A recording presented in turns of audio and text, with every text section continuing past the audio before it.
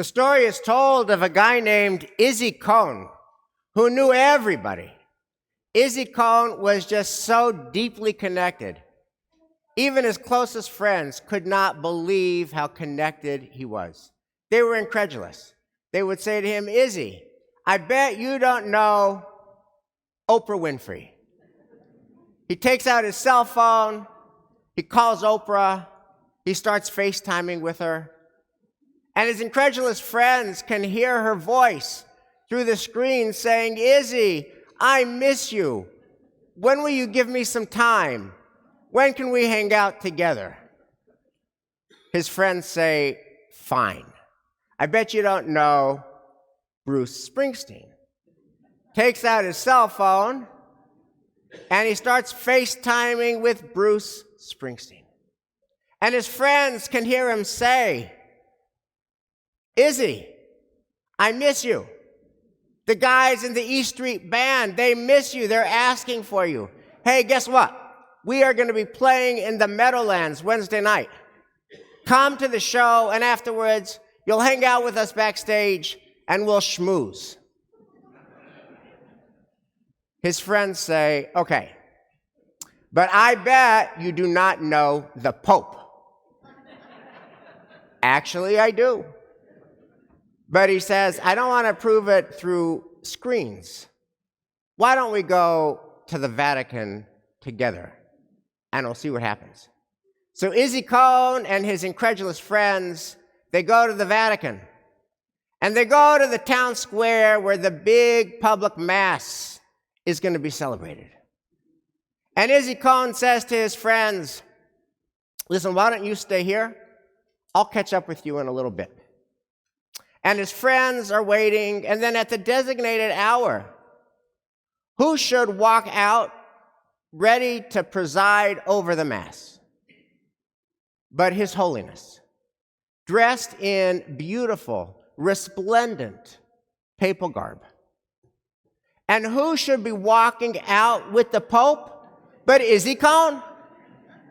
Izzy Cohn and the Pope are just talking like old friends. At which point, somebody in the crowd yells out, "Wait a minute. Wait just a minute. What in the world is going on here? Who is that guy talking to Izzy Cohn?"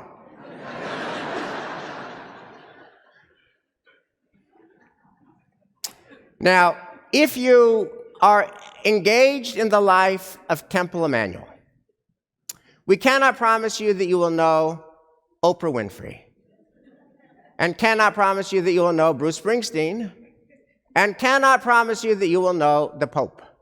But we can promise you that you will be like Izzy Cohn. You will know people, and people will know you. You will be so happy to see people, and people will be so happy to see you. That's our goal.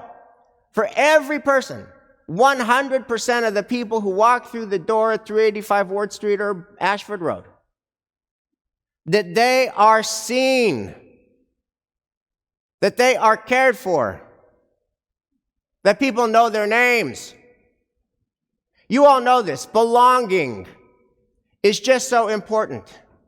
And everybody belongs here. This is everybody's home. That's why we have greeters on Shabbos morning and holidays to make everybody feel welcome. That's why the most magical place in the world is the daily minyan, every morning and every night, 365 days a year. We have minyan people, minyan regulars, and their goal is to connect with people and to help people, particularly at their hardest moments. They'll come through all kinds of storm, and they do, to be with people. That's why young families with young children meet lots of young families with young children. At Tat Shabbat, at Taste of Shabbat Alive, you should just see just a gazillion young families, young kids running around connecting in our preschool and our religious school. And that's why young families who meet each other when their kids are in strollers are friends for life.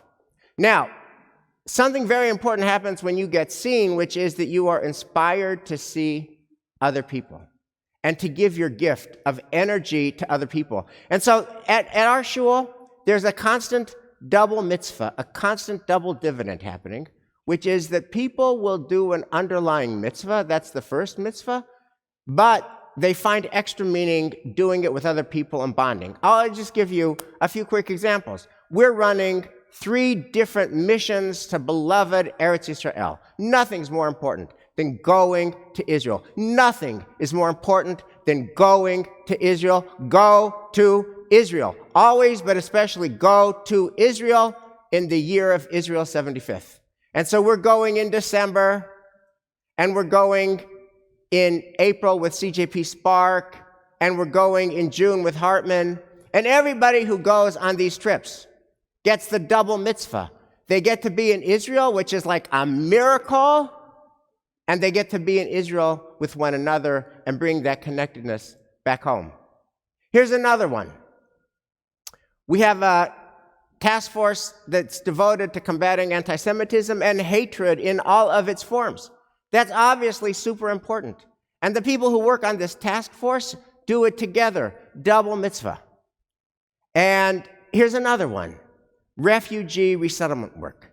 Some of the most pulsing energy in our community are volunteers who got together to help Ukrainian refugees, and before that, Afghanistan refugees. And they work really hard and really long and really diligently, and they help refugees, mitzvah number 1, and they bond deeply together, mitzvah number 2.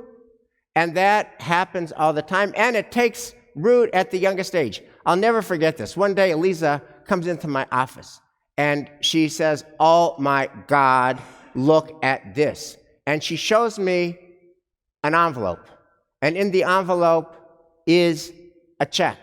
And along with the check is a letter from 3 children in our religious school. And it goes like this: Rabbi Eliza, we heard about the work that our temple is doing to help refugees resettle from Afghanistan. We have pulled our allowance over the last number of weeks.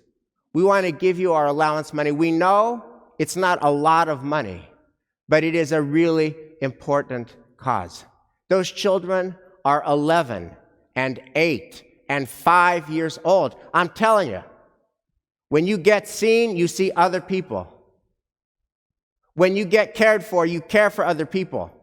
What the world needs now is the energy that's happening in this building.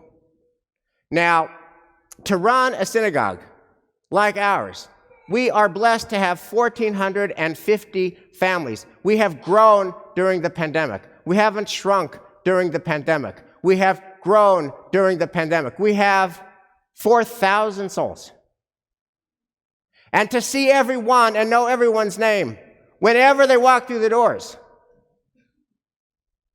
that takes a lot of resources. And to be a shul for all, so that everybody can walk through our doors, takes a lot of resources.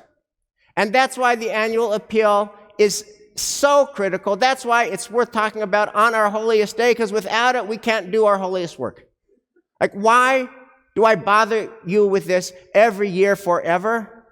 On Yom Kippur, holiest day? Because without the annual appeal, we can't do our holy work. It's 31% of our operating budget, which is to say, we can only be who we are and only do what we do because of you. And that's not metaphorically true. That's literally true. Listen. Izzy Cohn, knowing everybody, that's a joke. Our knowing everybody, that's no joke. That's the real deal. Jokes are free. But communities like ours are not free. They take resources. So if you have already given your gift to our annual appeal, deep gratitude. Thank you. And if you have not yet done so, please do so, because it is literally the truth that your generosity sustains our community so that we can sustain one another. Gemar Chatima Tova.